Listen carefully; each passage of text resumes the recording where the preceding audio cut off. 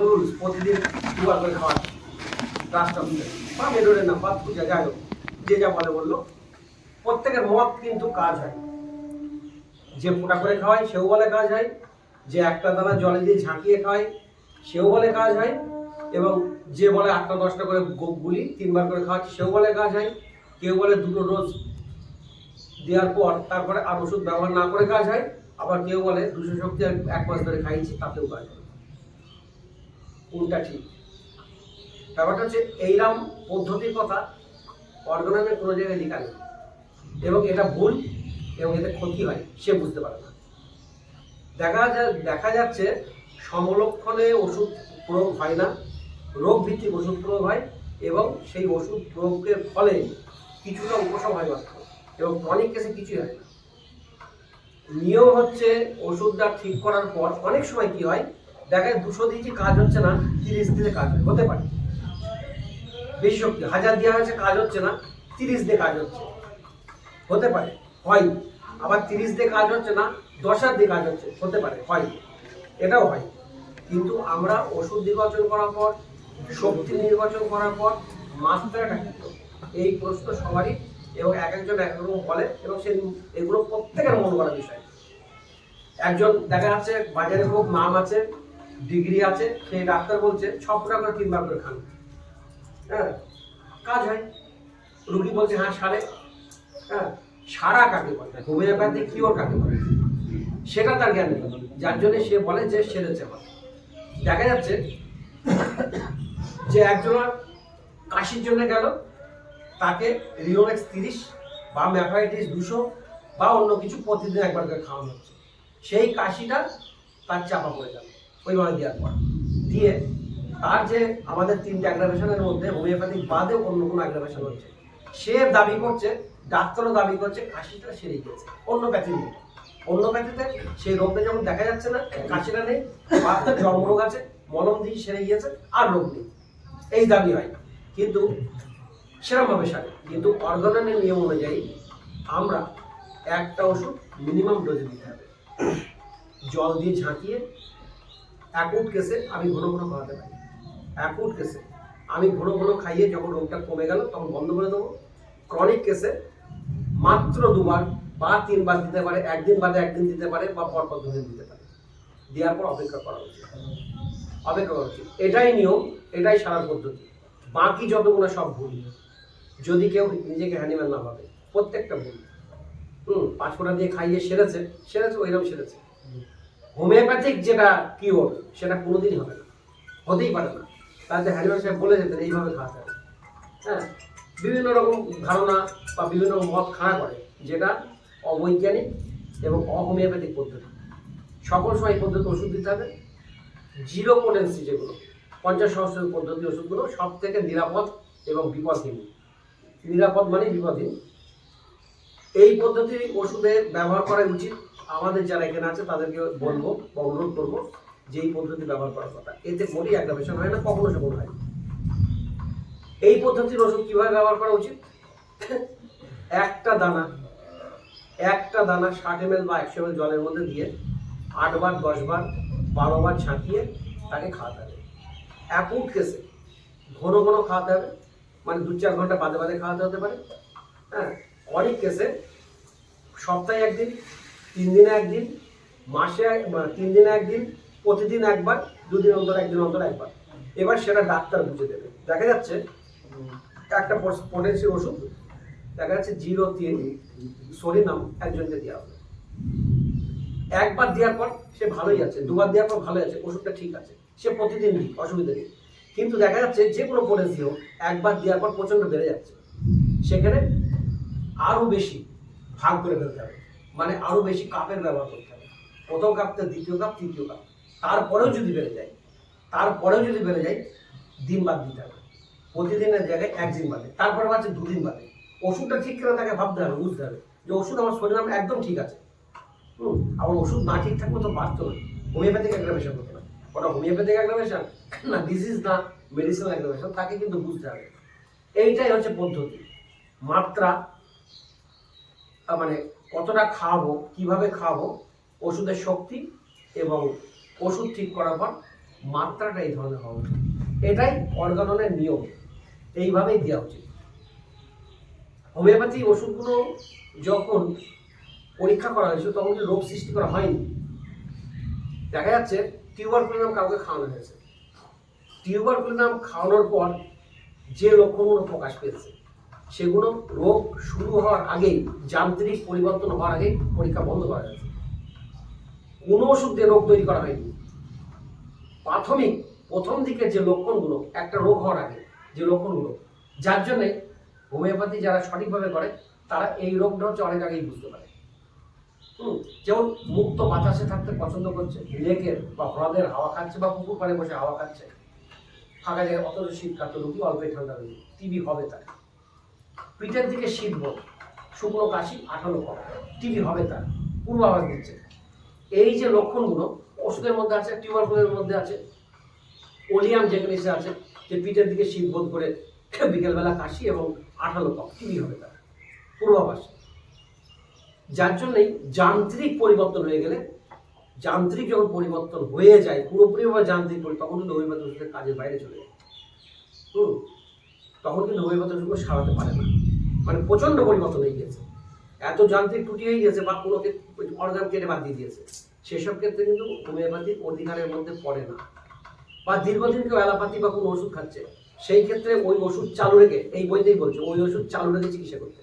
যদি সে বন্ধ করে দিয়ে চিকিৎসা করার চেষ্টা করে, সুগারের ওষুধ খাচ্ছে বা হাই প্রেশারের ওষুধ খাচ্ছে বা কোলেস্ট্রল ওষুধ খাচ্ছে, ভাই তার, এবং সে নিয়মিতভাবে 4 বছর 5 বছর 7 বছর খাচ্ছে, সেখানে বন্ধ করা মূর্খামি ছাড়া কিছু না, কোনো মতে ছাড়তে পারে না। অ্যাক্সিডেন্টাল কেস, পা হাত ভেঙে, সেখানে হোমিওপ্যাথির অধিকার নেই, করতে পারবে না কিছু। যান্ত্রিক পরিবর্তন, দীর্ঘদিনের অভ্যাস, সেই ক্ষেত্রে কোনো রকম মানে অজ্ঞতা দেখানো বা কোনো ব্যাপার নেই, তুমি ওষুধ ছেড়ে দাও, আমি চিকিৎসা করে ছেড়ে যাবে, সারবে না, কিন্তু সারবে না, কোনোদিন সারবে না। ওষুধ বন্ধ করার দরকার নেই, কমানো যেতে পারে। ওষুধ দেওয়ার পর যদি ডাক্তার বলছে না এর পরিবর্তন হচ্ছে, আপনি এক কাজ করুন, মাত্রাটা কমিয়ে দিয়ে দেখুন তো ওই অ্যালোপ্যাথি ওষুধে, দেখুন তো কী হয়। ঘন ঘন পরীক্ষা করানো, যে 7 দিন পরীক্ষা করে দেখে নিই কী হচ্ছে, এইভাবে চিকিৎসা করা উচিত। তাহলে মাত্রা সম্বন্ধে বলা উচিত কে কীভাবে খাওয়াবে।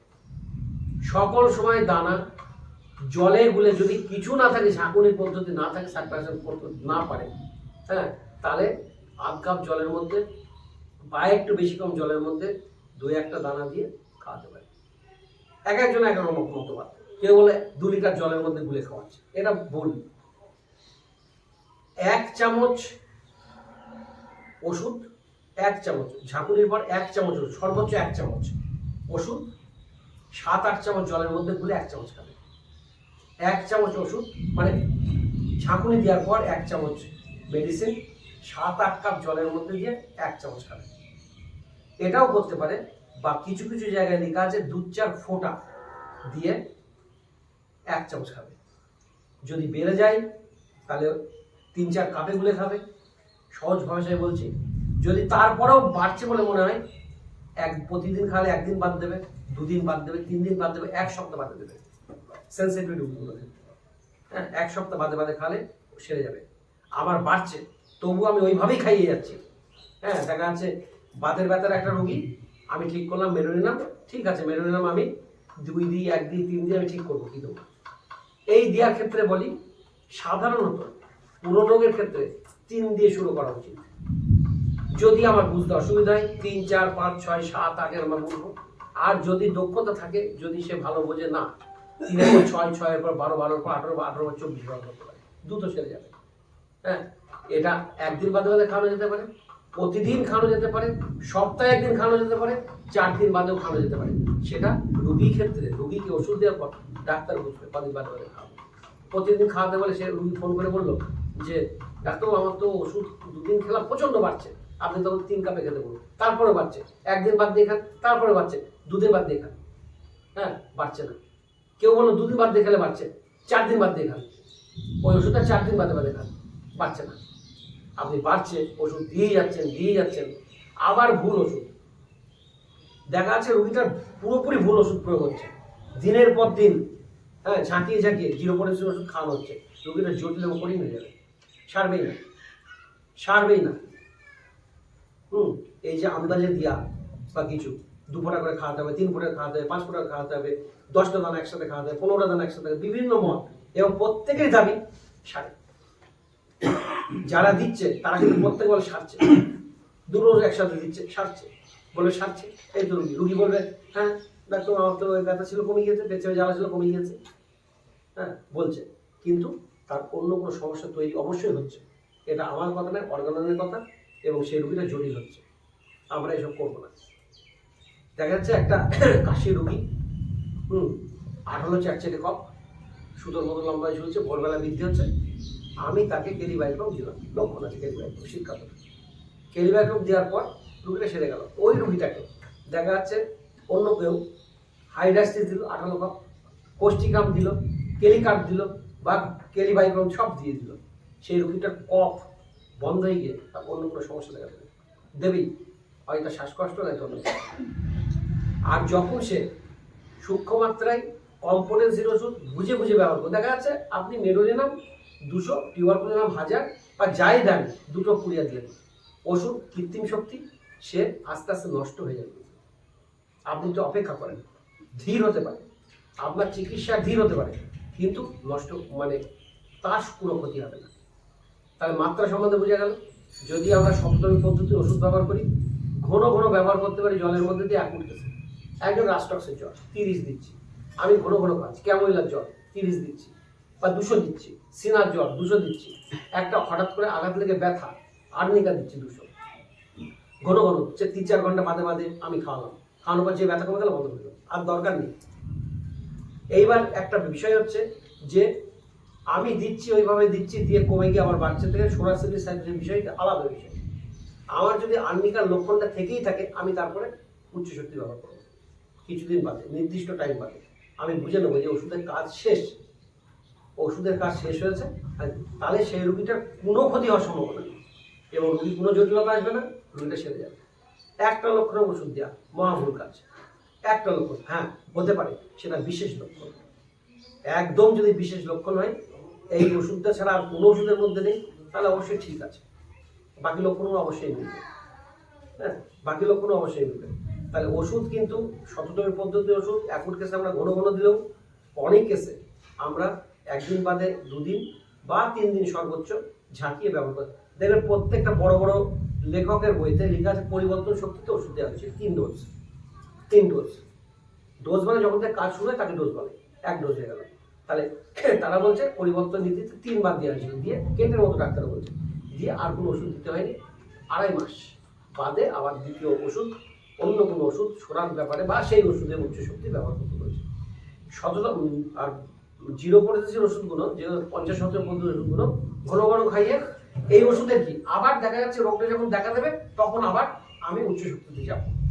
রোগ দেখা দেবে, একজন প্রস্রাবে জ্বালার জন্য আসলো, তাকে ক্যান্সারিস 200 দেওয়া হয়েছিল, আবার 1.5 মাস বাদে তার জ্বালা হলো, তাকে 1000 দেওয়া হলো, বা 200 দিলে 1000 দেওয়া হলো, বা 30 দিলে 200 দেওয়া হলো, এটা ঠিক আছে।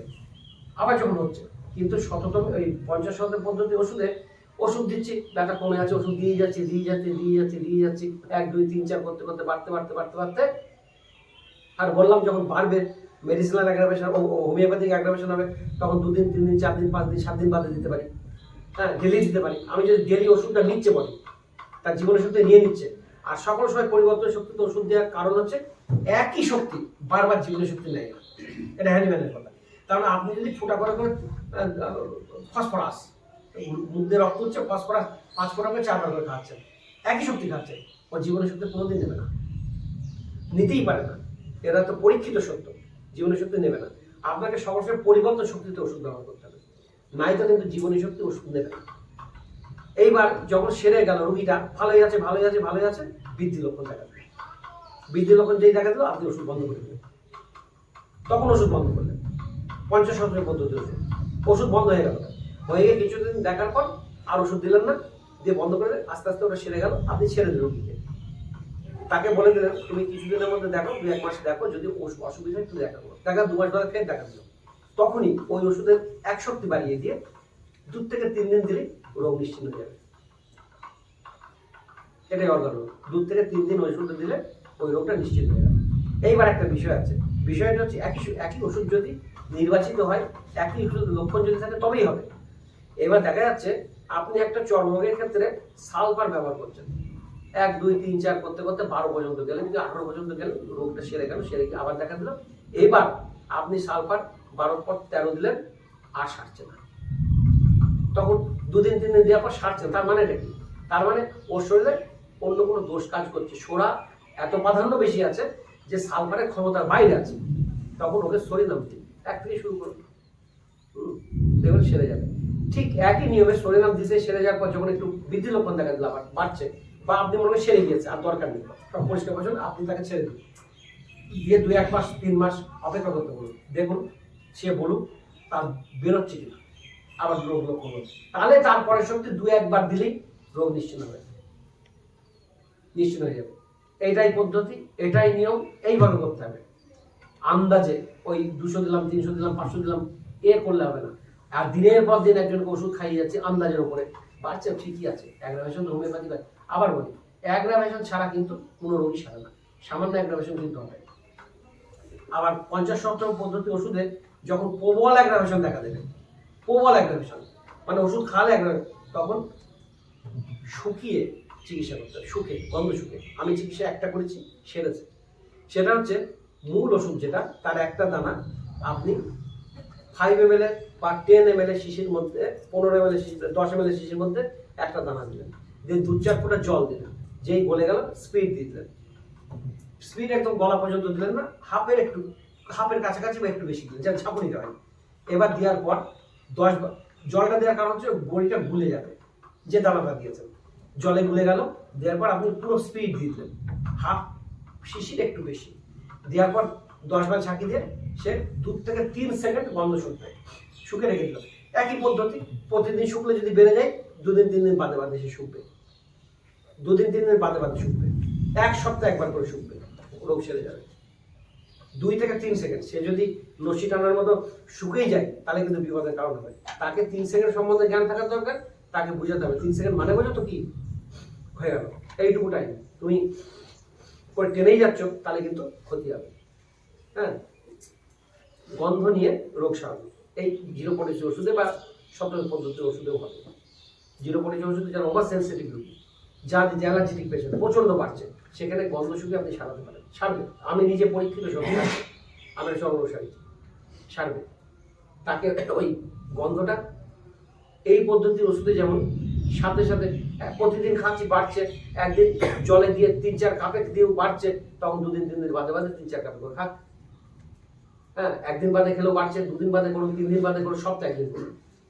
আমি একটা মেডোনিনের পেশেন্ট, সপ্তাহে একদিন দিয়ে রোগীটা পুরোপুরি হয়ে সেরে গেল, সপ্তাহে একদিন, 2 মাস ধরে খেয়েছিল ওষুধটা, 2 মাস ধরে, হ্যাঁ, সপ্তাহে একদিন করে সেরে গেছে পুরোপুরিভাবে। এইভাবে চিকিৎসা করুন।